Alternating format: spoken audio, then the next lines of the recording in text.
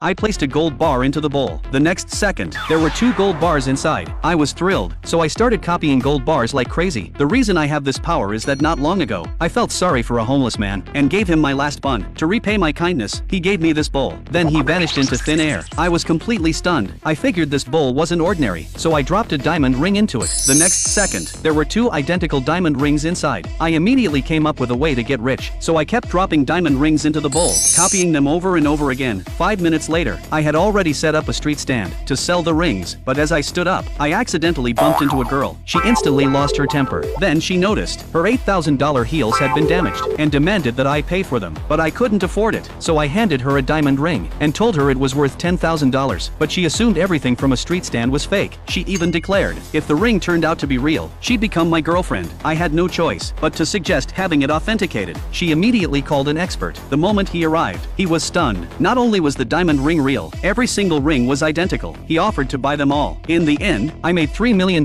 from those rings. Then the expert invited me to an antique appraisal event. I accepted. That's when I ran into my ex-girlfriend and her rich boyfriend. They laughed at me, saying a street vendor had no business being there. I ignored them. Just then, the host stepped onto the stage and announced they had an elixir that could bring the dead back to life. Anyone who could produce another one would receive a huge reward. The crowd went wild. I told the host, one look at the elixir was all I needed to make another one. Everyone around me laughed, thinking I was bluffing. The host didn't believe me either, but seeing how confident I was, she hesitated for a moment before having the elixir brought over. To everyone's surprise, I picked up the elixir and dropped it into my takeout box. Everyone thought I was trying to steal it. The host immediately ordered his guards to seize me. The next second, I pulled out an elixir. Everyone was stunned. Then I grabbed handfuls of elixirs and kept showing them off. The rich man tried to snatch my takeout box. In the struggle, countless elixirs spilled onto the floor.